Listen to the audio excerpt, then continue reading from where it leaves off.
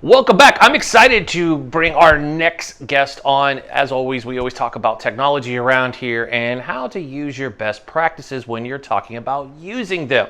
Obviously, LinkedIn is a powerhouse. I know a lot of people out there still in 2020 think LinkedIn is a resume platform. Ladies and gentlemen, it is not a place to store your resume.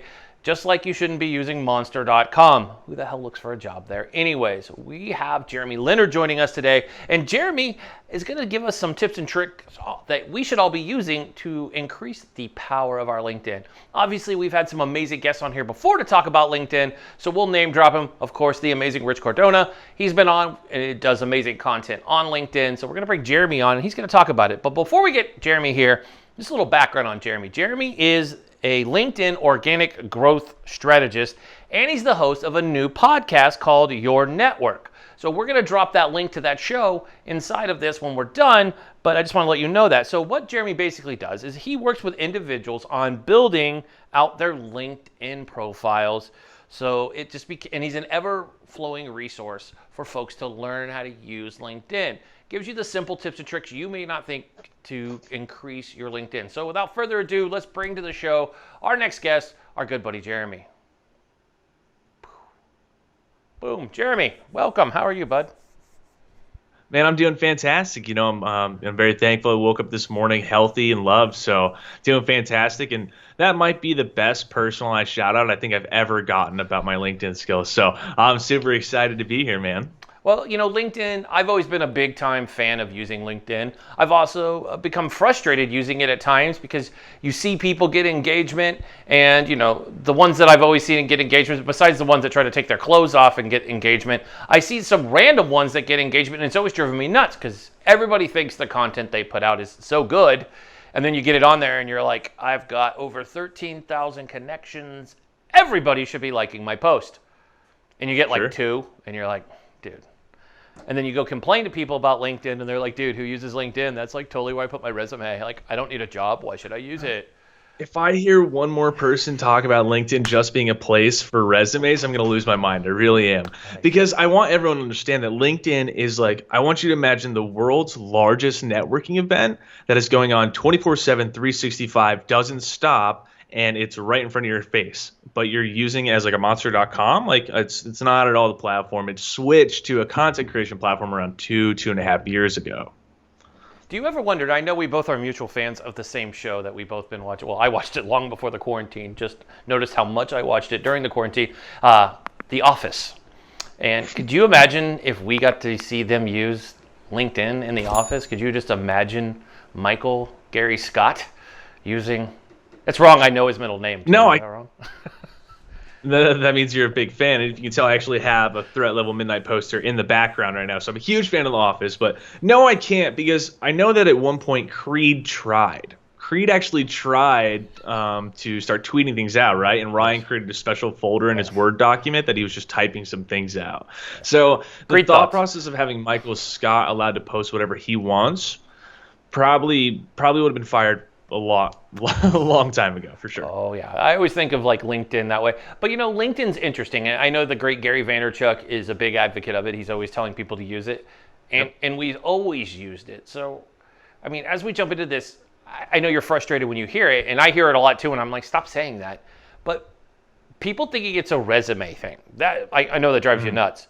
It's clearly not. Yes, you could get a job. It's probably one of the, I think it's the best place to look for a job and apply for a job is on the LinkedIn platform. So I think we'll kick off with that, with over, what are we at, 30 million plus unemployed folks right now.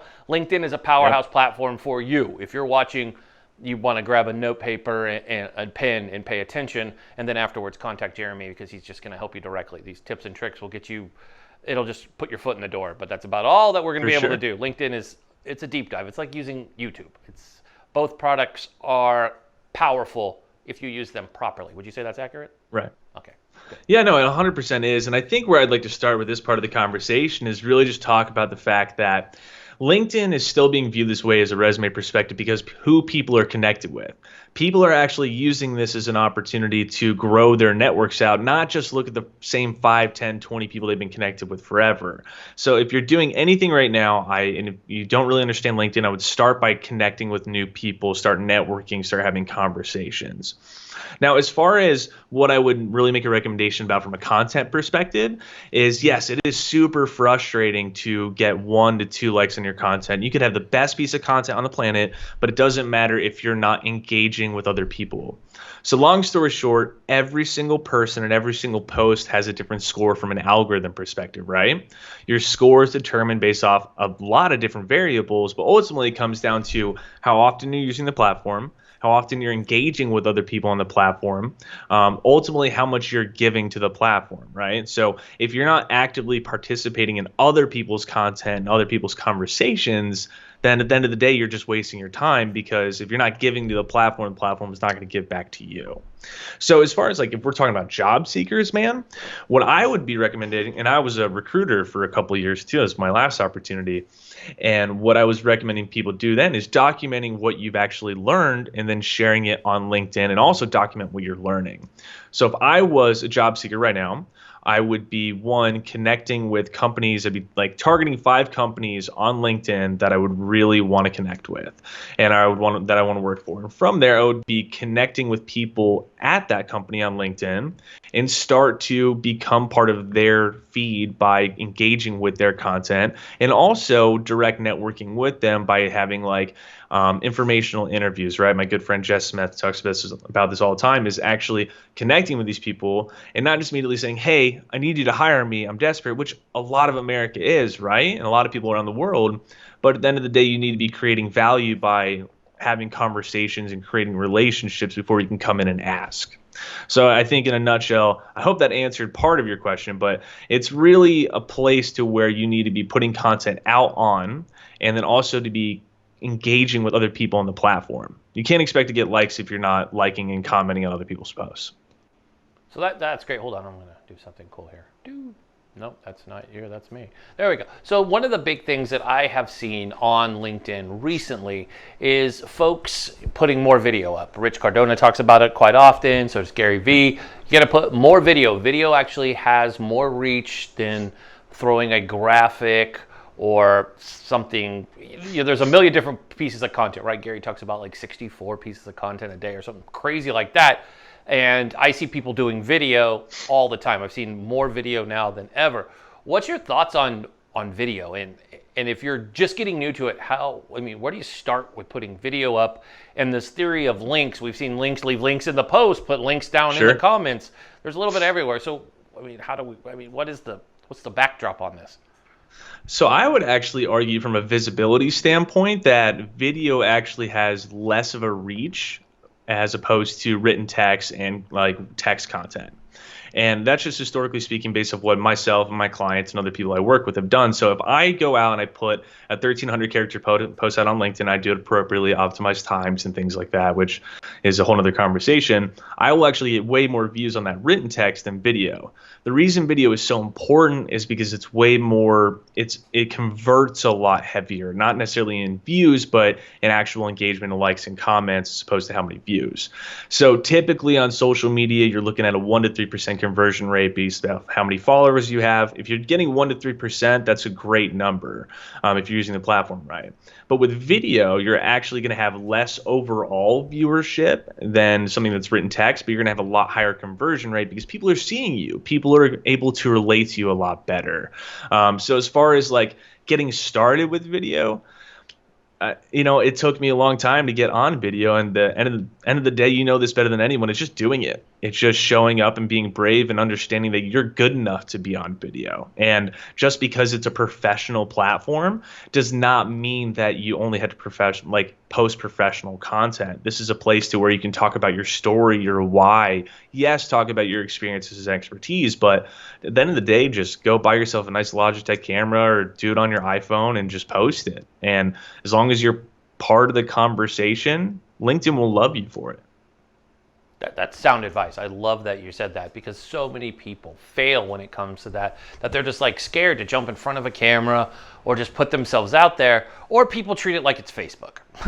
There's not a happy medium, I swear. Every time I'm on LinkedIn, I'm just like, oh my goodness, why are you posting stuff that belongs on? And of course, there's always those folks that will say that on LinkedIn, this isn't Facebook. I always love that just to make sure I know what platform I'm on. And honestly, man, this is the beautiful part about LinkedIn too, right? So your overall followership it's a accumulation of your connections and your followers, right? So they're separated too. But on Facebook, if you can just click on follow, right? Same thing on LinkedIn. If you don't like that person's content, but maybe they work at your company and you don't want to offend them, you can just unfollow them and you can create the narrative of your newsfeed.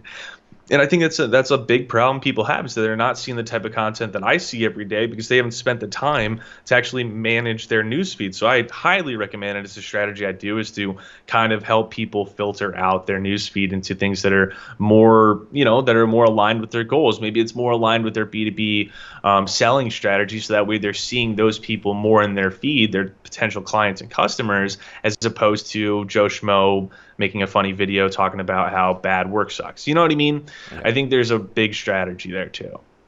So let me ask you this, and it's something that I see on LinkedIn almost every day, is, and let's just do this, because part of the show is we always like to give away some tips and tricks to the folks at home. I think one of the biggest offenders is your profile picture and what you put right there for the whole world to see. That's one of my big, because if you're surfing LinkedIn and just looking, I always laugh at some of the things that you post. I once did this a few years ago. I looked up how many people had the term social selling in their, right? Everybody was a social selling expert a few years ago. This is like 5 years ago. Everybody was. I think it was like 1.2 million people were rocking that somewhere in their profile. And I was like, wow, there's a lot of experts there. Yeah. So what are give us your top three. Number one, start with the profile picture. I see so many offenders. Sunglasses on. You could tell they edited out the X or whoever they have their arm around, or they're not even. So what a really popular one is people cropping out their wedding photo, which drives me nuts. I was actually featured in an article by my buddy Mike Podesto and findmyprofession.com, and my entire thing was just the profile picture. It's not overly complicated. You can just have a blank wall or you can have something about your personality, which is fine. But if you're rocking sunglasses and you got a cheesy smile, or like you're throwing up deuces or something, we got to have a conversation here. Like, in mine, maybe I look a little mysterious, but that's a whole another conversation. I was going for that blue steel look. But at the end of the day, just make it simple. Just blur out the background, have a smile, keep it very short and sweet. If you're cropping out things, or if you see an arm in the photo, or if I swear to you, I saw a man one time who put his driver's license up. This is someone who is applying to a job. And because recruiters, for the record, are way more likely to connect with you if you have a profile picture. Our Boolean searches, our search, the way that we do extensive searches and stuff, especially on LinkedIn RPS, it's naturally going to show up higher if you have a profile picture. So you have to have one. Just don't overthink it, but at the same time, just make sure this is a professional site too. And then as far as tips for, what was the other question? The other one was, what should people put in that actual line that's right there where you have your picture and then it says Eric Mitchell, and you could have all these things. And I've seen emojis, I'm seeing expert. Yep. I mean, everybody has a fancy title. And then there's this new thing with emojis. Emojis actually drive me nuts. To me, emojis look unprofessional. I don't know if I'm showing my age. But when I'm looking at you as a professional and taking you serious, and the professionals I look at guys like Guy Kawasaki. They don't have emojis in their profile. I know I'm comparing a freaking marketing god, but sure. I mean, Guy is Guy. To me, if you're going to mimic somebody, I'm going to mimic V, or I'm going to mimic Gary, or somebody like that is a thought leader, a true thought leader that didn't strive to become one. I mean, what are your tips? What is it shorter is better? Thoughts on emojis? If you need emojis, how many should you be using? I just see a lot of people going emoji crazy thinking it's Instagram.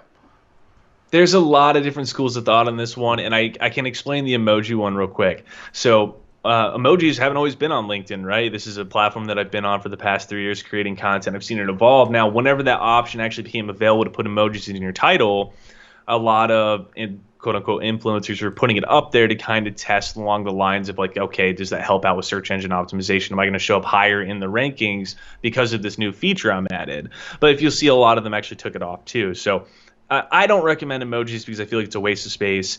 as far as your headliner is concerned, this is also keyword heavy. So if your mission is to find a job, this is left to right keyword heavy. So make sure that you're putting in something about what you're doing, or about what your goal is to do, what type of company you want to work for. So like mine's very simple. It's your new network host, right? Because I host a podcast. It's the first thing I want people to see. Podcast is in the first initial line of mine because I want to show up higher for people that are searching podcasts.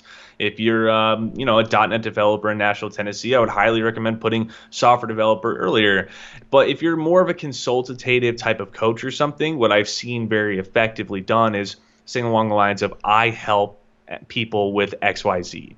Just keeping it very simple from a consultative perspective, that saying something along the line of, I help people with organic growth on social media would be an example of that.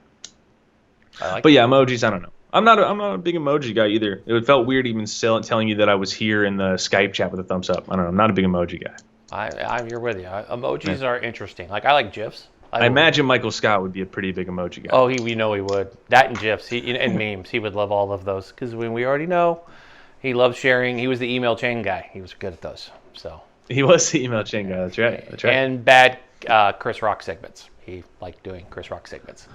I'm aging myself. I've totally watched way too much of The Office. I can quote that way too much. No. It's my favorite show. It's great. We'll have to do a trivia off sometime or something. We totally should. We should have it on the show, just trivia. Who knows The Office the best? I think anybody should do that. Perfect. We'll have Jordan be the judge, and she can we buzz in. She can say we're right. She likes The Office. Yeah, she can be the judge. That's totally fine. I don't think I associate with anybody who doesn't like The Office. If you don't like The Office, there's something basically wrong with you.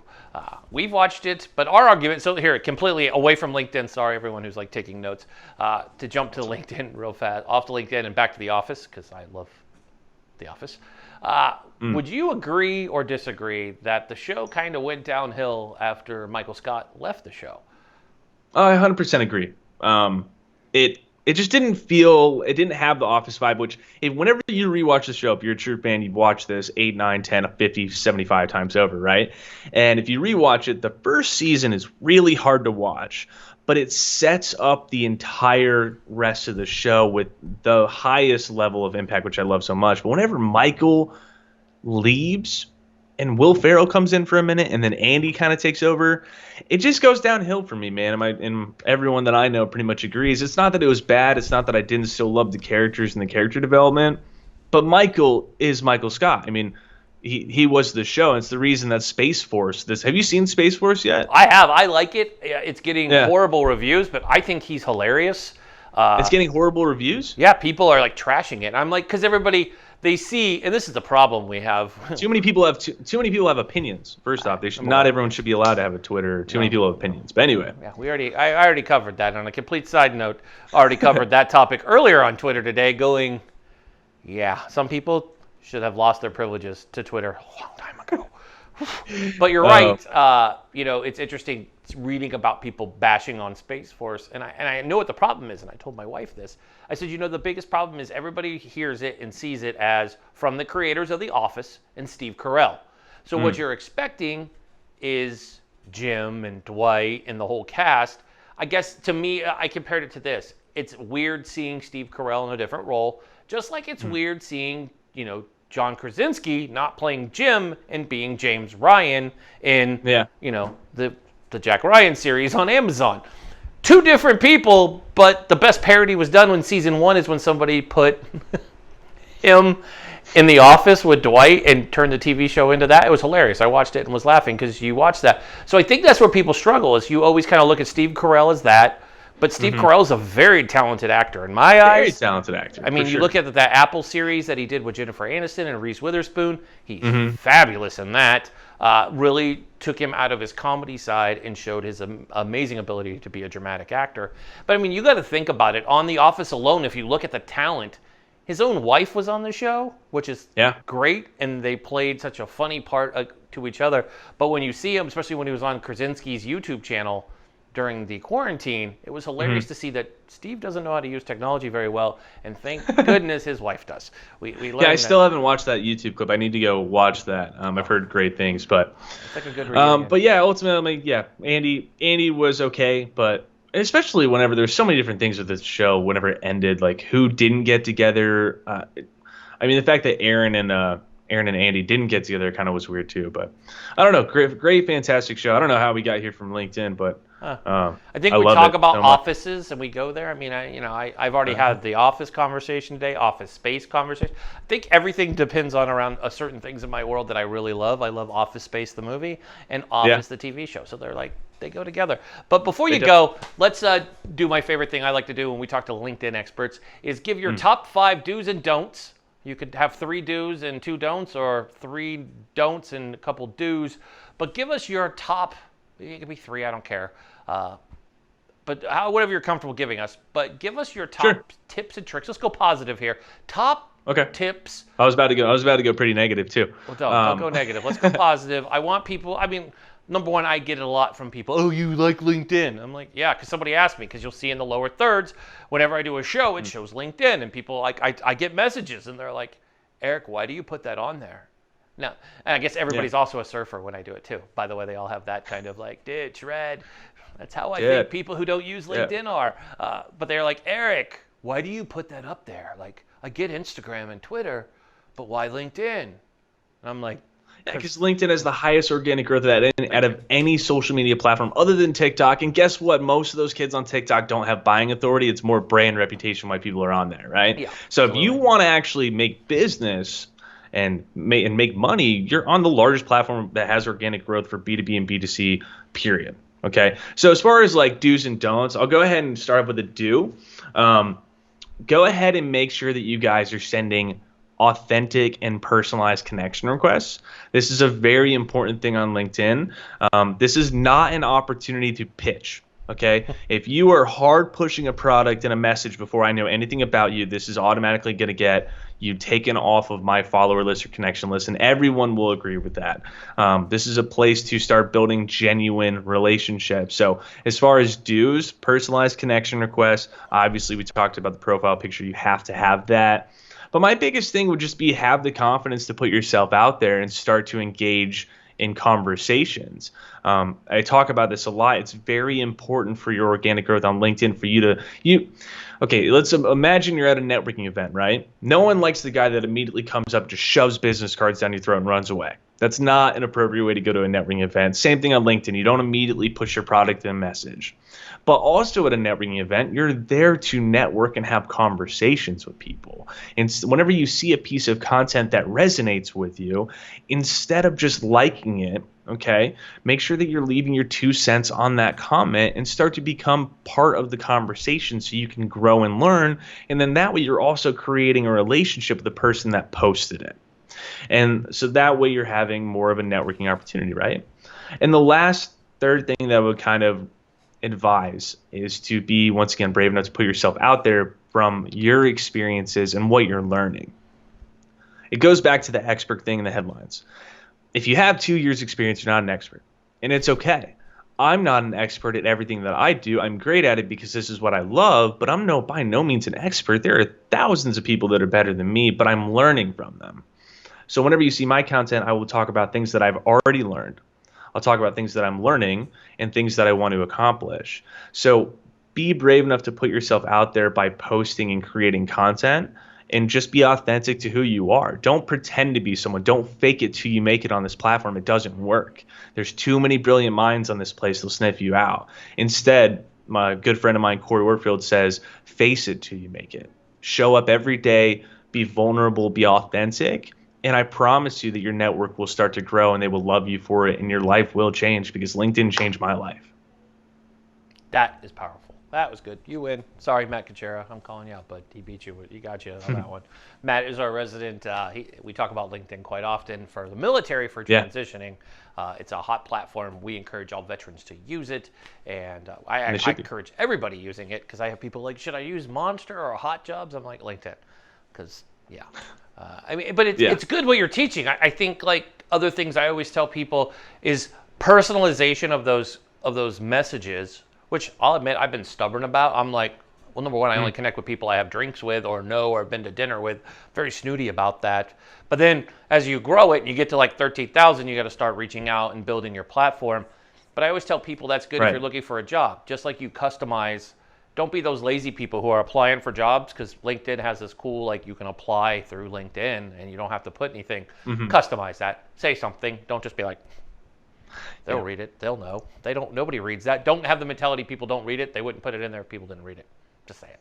That's Right. No, it's you have to be more strategic than that. I mean, ultimately, you have to be way more strategic than that, and it shows whenever you put effort. Now, adding people on your phone is a little difficult because it automatically sends a connection request before you have a message. So if you don't have a computer, you have to do it on your phone. Send the connection request and send a follow-up message. But just wanted to throw that in there. That's sound advice right there. I like that, because I always wonder, like, when you do that, because and you've been good. I got to tell you this while we're on air, so people know how quality you are, just in case they don't believe. Like, we always put quality people on our show, but you have been tagging me and stuff recently, and I've had like 5 requests, and they're all very customized. They come to me and they're like, we saw Jeremy tagged you, wanted to follow you. Would you be interested in building your growth? And I know you gave me that tip, and I'm starting to use it, and I haven't anybody like push back, where in the past I've just sent a request to somebody I thought I wanted to connect with, and they're like, why are we connected? Where did we meet? I always kind of take that with attitude, like sure. Did you meet me at the Hyman Bar Mitzvah? Like, how dare you reach out to me? And I'm like, it doesn't say lion next to my name. Like, I'm not like snooty. But it is funny. It's a slippery slope when it comes to LinkedIn. People need to adopt to use it. I think they're afraid to use it, just like a lot of people are afraid to use YouTube. It takes a little bit of effort to use both platforms. People want simple, right? They want 240 characters, like you can with our friends over Twitter, or something like Facebook, which you can basically do whatever you want, and there's very few rules. It's almost a nightmare over on that platform, and I know that they tried to compete with LinkedIn and failed miserably a few years ago, which I'm still laughing about. Yeah, they're absolutely mastering the group space, but other than like professional networking groups on LinkedIn, other than those communities, I stay off it. You're 100% right. It's an absolute war zone nightmare over there. I don't even understand what's going on. No. But anyway, so we're going to have you back again to talk about LinkedIn in a few weeks, because I want to dive into Facebook groups, not Facebook groups, LinkedIn groups, and also talk about LinkedIn company pages. And that's just because I'm selfish and want to know for my own. But I know a lot of people want to have those but don't. So I'd like to have you back if you wouldn't mind coming back in a few weeks, so we can deep dive. You could be our resident LinkedIn expert around here for To The Point. I love it, man. I love it. And there's a lot of good people I'll refer you to that would love to come on the show and talk about it. I'd love to be back. And yeah, I've got some really unique ways that to drive some profile growth for LinkedIn pages that we'll talk about next time. Awesome. Well, I want to thank you, Jeremy, for joining us today. Give us these amazing tips and tricks. If you have any questions, reach out to Jeremy. You can find it in the link below. Go ahead, click it, join on. Make sure if you do request him on LinkedIn, hopefully you haven't been doing it during the show on our phone, because that's just weird. But if you're following along, you see this, let him know. I'll give you a tip. If you add into the line, you actually watch this on To The Point, kudos. I bet you he accepts your request, because you actually mentioned that you watched it on a show. That shows you've actually gone the extra mile, and you're not one of these weirdos who's just like, I'm going to start following people with lots of followers.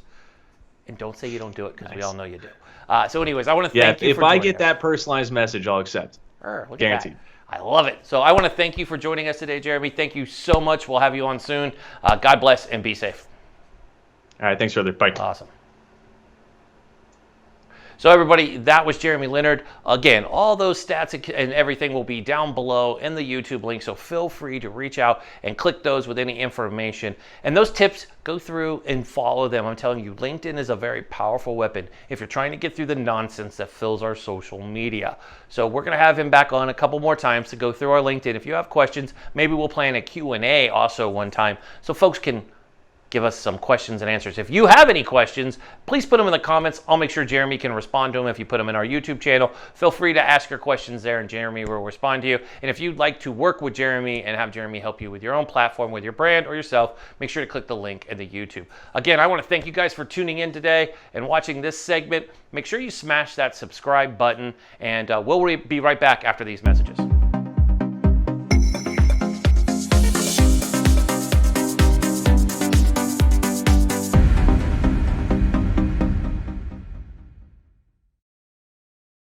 Hey everybody, welcome back. Excited for our next guest. Our first guest with Jeremy, we were learning a lot about how to use LinkedIn. Now, the last 8 weeks, 9 weeks, which feels like an eternity, We've been stuck at home, and stuck at home means video games. Well, at least that's what it means to me and every teenager out there. Everybody is live streaming. We have everybody live streaming now. We've seen it on several different platforms.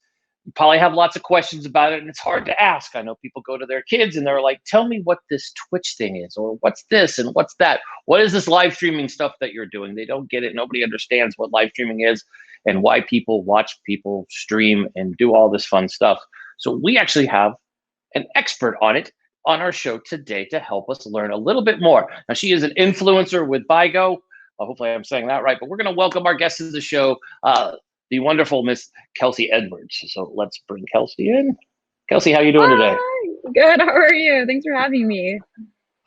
Just another day in paradise, stuck in quarantine. Quarantine paradise, that's for sure. Quarantine paradise. We should get Coolio to make a song and we'd be set. But unfortunately, he won't. We should try it. So I keep trying. So you are what's the proper title? An influencer, a ambassador for BIGO? Yeah, I don't know. I don't know. I prefer just the word creator. I like to create. Yeah, it's for a live streaming app. It's called BIGO.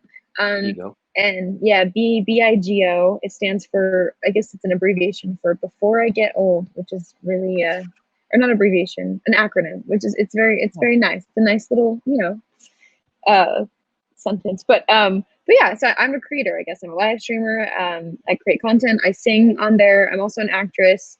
And I create all from a variety of content on different social media platforms. Nice.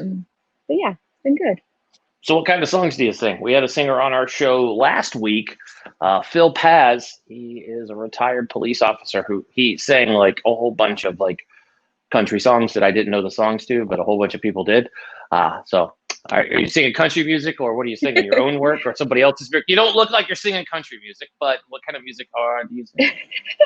I do a lot of like indie electronic, indie pop kind of music, alt pop. I just had a song come out almost like 2 weeks ago actually, which was fun. But then a lot of times on my streams, I'll either sing my music or I sing covers of other people's songs and stuff like that. But yeah, I kind of like acoustic pop, indie pop, or whatever. But yeah, I love to do music, and it's been cool to be able to bring it to Spotify, or not to Spotify, bring it to BIGO and like build Spotify too, yeah. But build like a live streaming audience around my music and stuff like that too. Be able to share that with people all around the world. So that is awesome, and I think that's the great thing about platforms like BIGO and all the other. I think you guys stand out. So let's break that down. People hear of course, another rival platform that's out there. That's you think of streaming.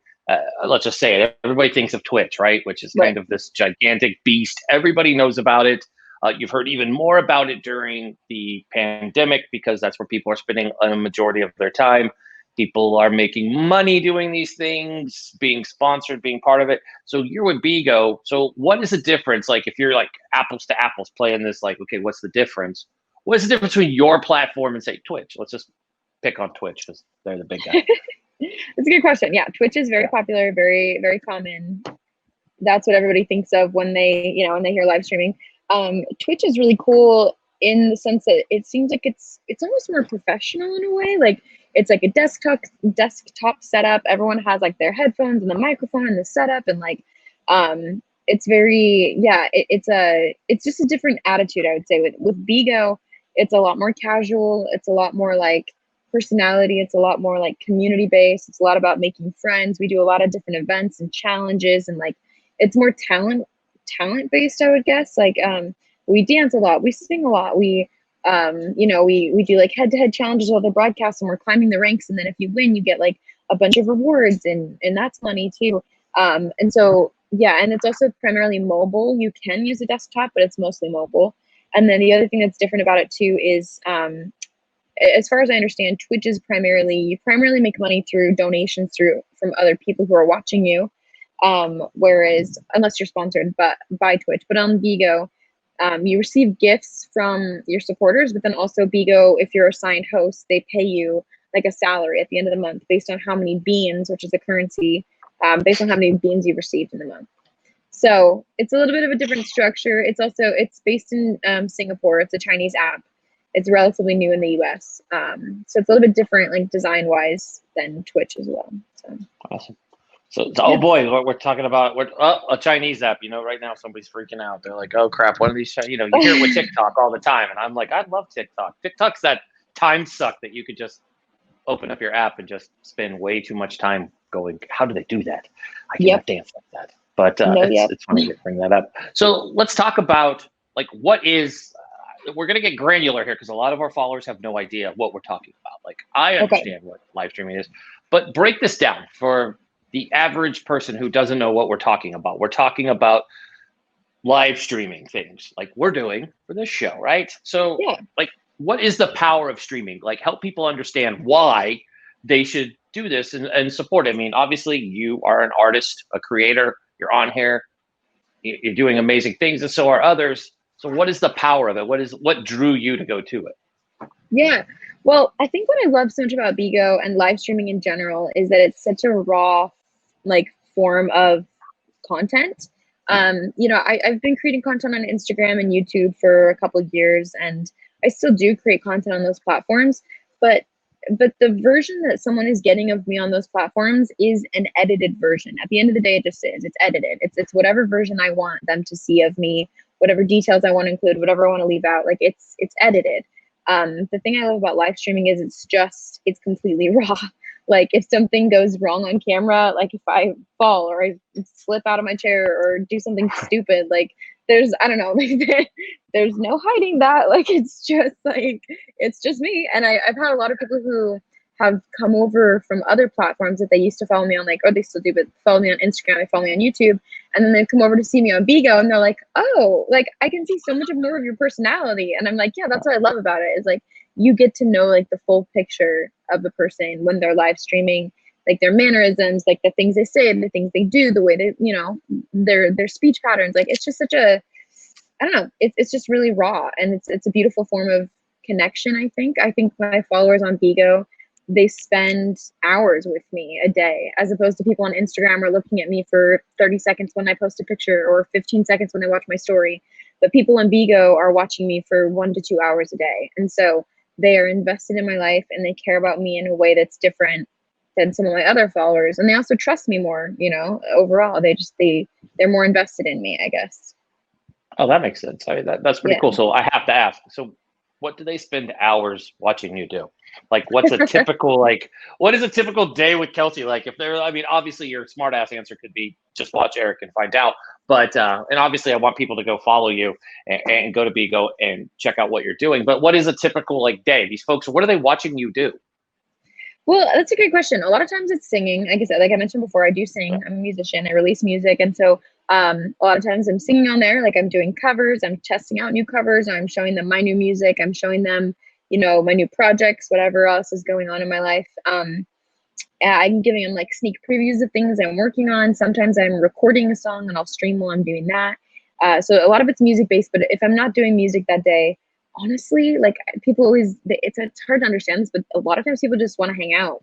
They come into your room, they chat, they like, maybe they're doing something else at home, maybe they're doing laundry, maybe they're doing the dishes, and they just have me on their phone, like talking to them in the background, and then they type and they're chatting. And it's so much about a community. It's so much about friends. It's about, it's a social life, honestly. For a lot of people, I think the app caters to people who are maybe a little more introverted in some ways. And so for a lot of them, especially during quarantine, we're all kind of introverted right now, you know.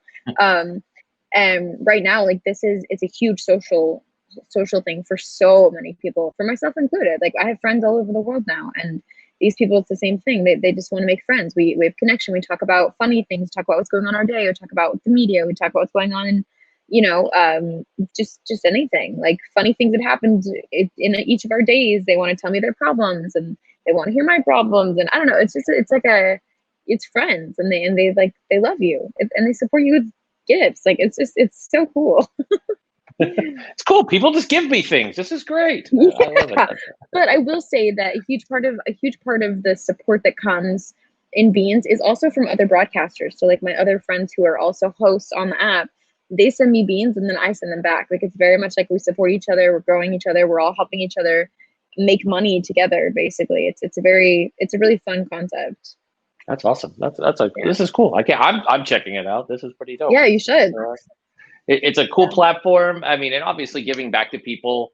It's cool to meet people around the world. I've always been amazed by that. And it's funny you talk about being an introvert, because I think a lot of us have realized either you are one or you're not one. I know I'm definitely not. I miss being out. I miss being around people and places and things and traveling. And I mean, you're an actress also, so I'm sure it's different for you. You're completely like this. I mean, obviously you're using this to become, you've found success doing this. I mean, how does this play into, there's no film production going on right now. If there is, it's very limited. We've talked to we just actually had an interview on Friday with Lenny Thomas from Ruthless on BET. And he was talking about, film production's down, and, he's in Atlanta, which is where Tyler Perry films, but kind of going through those struggles.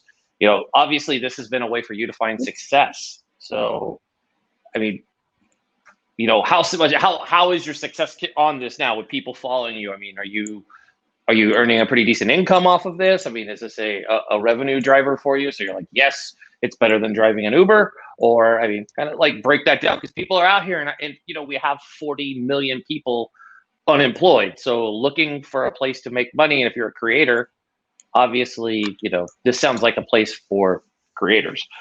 Definitely need to be. I'm looking at it while you're talking, and I'm like, this is a cool platform. This is dope. I know, right? Do it.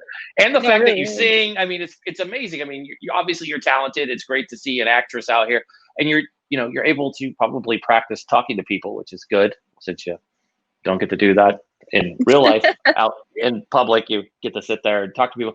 So, like, what's it like to be successful on here? Like, what's that look like for somebody? If somebody was on here and they're watching us and they're like, okay, great, Kelsey and Eric are sitting here doing their thing. Well, how do I make this? Like, what's the first step to getting into, just working out with Bigo? Bigo has been awesome because my job hasn't changed at all since in quarantine. It's actually probably gotten better because people are at home more and they're on their phones more. I started Bigo a year ago when I moved to LA, and there was a lot of changes happening in my life anyways with moving, and I was like, why not? Let's add one more to the mix. I'll try this out. And I was kind of hesitant at first because I've already been on so many different social media apps and was already making money on Instagram and making money on YouTube a little bit and doing stuff there, that I was super hesitant to add one more thing to my plate. But I was like, yeah, let's try it. So in the first couple months, it was a little bit of a slow grow, but I made money enough that I was like, okay, this is worth it for me to keep going. And by my second month on the app, I had replaced my full-time income, which was crazy to me. I've spent months and months and months trying to grow on Instagram and YouTube and make money from those platforms. But then by my second month on Bigo, I've made more money than I'd ever made on any other app. So I was like, oh, okay, I guess there might be something to this. I guess I'll keep going. So I kept going, and I just kept growing and growing and growing and learning different strategies and learning how to look at it more like a business and with investments and returns and things like that. And it's my full-time job. It pays really well. It's good money. And now I'm also, recruiting for the app too. So I work for the agency that I'm in. I work for them, and I bring people onto the app and teach them and train them and stuff like that and help them learn how to use Bigo. It's been a lot of fun. I think the thing that I love the most about it is not only the connection, the global community around the world, but also for me as a musician and as an actress, it's such an amazing way to be able to share my talents with people. When I released this song 2 weeks ago, people were more excited about Salt, which is what it's called. It's called Salt. People were more excited about Salt on Bigo than they were on any other platform. Every single live stream room that I went into, everyone was playing my song, and it was just amazing. All my friends were like, oh yeah, we streamed your song earlier in my broadcast. Oh, I told this person to listen to your song. I told this person to listen to your song. I just shared this song with everybody else. It was the support was just insane. And I had people in other countries listening to my song. I just had a friend from Japan play my song in his broadcast. Everywhere I go, it was I just was overwhelmed by the amount of support for my talents, for things that I am really wanting to pursue. Bigo's not my end game. It's not the thing I want to do as my passion, you know what I mean? But it's very much a means to helping me pursue my passions and grow an audience within those fields, which is really been such a blessing for me as an actor and as a musician to not have to do a job like Uber. Not that there's anything wrong with that, Uber deliveries or whatever it may be, waitressing or something. It's just nice for me. I prefer to have flexibility of my schedule and be able to set my own hours, do my own thing, work for myself and be able to control those things. So yeah, it's honestly been the biggest blessing. I don't think I could have anticipated what it's become for me, but it's been so wonderful. That is awesome. That's terrific. It's cool to hear that, there's resources out there. We have a lot of people who are looking for work. So it's definitely one of those good things that there's a way out there to do it. And again, there's nothing wrong with doing Uber and all those things. We've got by the last 9 weeks. I wouldn't have been able to eat for a number of days if I didn't have delivery sent to me. And well, I love those people. I love the people who drive for Amazon too. They are my best friend. I love those folks too. But I mean, this has been interesting to learn about this. So folks want to learn more about Bigo. Where do they go? How can they connect with you if they're going to go on there? Obviously, we want to send them there and give you all the referrals for all of it. So, and we're going to put a link. You can tell me what link you want me to use to make sure when people are watching this on YouTube that they can click that link and go to it, and it benefits you because you came on. So thanks. I appreciate that. Thank you for that. Yeah, that'd be great. I mean, if people want to learn about the app, I would definitely recommend they reach out. So anybody can download the app, anybody can use the app. But in order to be a paid broadcaster and get the salary at the end of the month, you have to be an official host. And in order to be an official host, you have to be in an agency. So that's where someone like me comes in, as I would recruit someone who wants to learn more. I would teach them. I'd help them audition. I'd help you get all set up and help you grow. So yeah, I would definitely, if you're interested in learning more, you can send me an email. I'll give you guys my email address, and you can reach out and say you saw me on this podcast and or this show, sorry, and you can ask me for any questions you might have, and I can give you some details and can set you up with an audition. So yeah, that'd be great. Awesome. It's been fun. Well, awesome. Well, thanks, Kelsey. This has been so enlightening. I mean, we have a lot of people asking questions about, number one, how to find work. Number two, how technology helps to do it. I mean, you don't think of live streaming. It's not the first place people are like, I could do that. But there's a lot of creative people out there, obviously, like yourself. I'm going to go check out your music when we're done here because I'm always excited. Plus, I love indie music, so I'm excited. Should I go listen to it on the platform, or should I go look for it on where I stream music? Which one? Yeah, if you want to listen to my music, better? I would love that. Like I said, I do have a new song that just came out. It's called Salt. It's on all platforms: Spotify, iTunes, Apple Music, anywhere you can listen to music. You can find Salt. You can follow me on Instagram. It's Kelsey Marie Edwards. YouTube's Kelsey Edwards. Basically, if you look for Kelsey Edwards anywhere, you'll probably find me. It's you. That's how we found you when I was doing my research. I was like, there she is. There she is. From San Antonio, a Texan living in LA. That's true. Like two different worlds. But I want to thank you for coming on and enlightening our audience. We'll have to have you back on to talk about this again soon and talk about your music. I know we're talking about Bigo this time, but I'm a huge fan of music. We talk about music a lot here. We'll have to bring Jordan on and we'll talk about your music, and maybe would you ever play live for us? Yeah, I'd love that. That'd be awesome. Sweet. That'd be fun. We love music on this show. We just had a guy literally perform on our show last week, and that's what we talked about was like he sang, and it was so dope because people were like, and then people started doing requests. I was like, okay, this is getting extreme. They're like, play Queen. I'm like, oh, come on. The guy's like, he's like, look, I know like 80 songs, and Queen, like they're like some random Queen song. It's not even like We Are the Champions or Bohemian Rhapsody or something. I'm like, okay, he's one guy. Like, what do you want him to do? Like, he's got a large repertoire.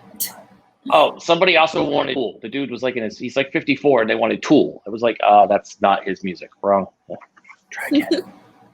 Go through the list, but anyways. But we'll have you back on. Thank you so much for joining us. That'd be great. Awesome. So everybody, go check out Kelsey Edwards wherever you can. Download her music for sure. Go do it on every platform. Go listen to it. Follow her on Instagram. Tell her you've heard us here. Heard her music here, because then we'll have her on and she'll play her music for us live. So Kelsey, thanks so much for joining us today. Thank you for having me. I appreciate it. Thank you so much.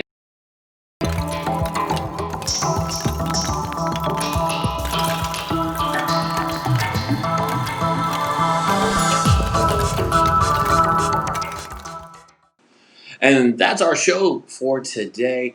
As you know, every Tuesday, or whenever we want, but usually on Tuesdays, we're going to combine either business or tech together to wrap it up, so we'll be able to answer your questions. So make sure you're tuning in on Tuesdays so you see guests like Jeremy and Kelsey and many other guests that we have planned for you. Go find them on our YouTube channel. As always, you can always find all of our guests segments on our YouTube channel, and full segments are on there. And always know that we air every weekday at 9 a.m. Pacific, 12 p.m. Eastern on YouTube and Facebook. And as always, make sure you smash that subscribe button and make sure you are sharing with your friends what we're doing here as we have tips and tricks. Make sure you turn into my LinkedIn as we are chopping up some of these episodes and putting them on LinkedIn with tips and tricks. So you'll see the great Matt Kuchera from Vet Pivot. You'll see Jeremy on there, Kelsey, Paige, all of our amazing guests that we've had on, including the wonderful my co-host and producer, Jordan Gelber. So, hey, there's a lot of people on there. So I want to thank you guys for tuning in today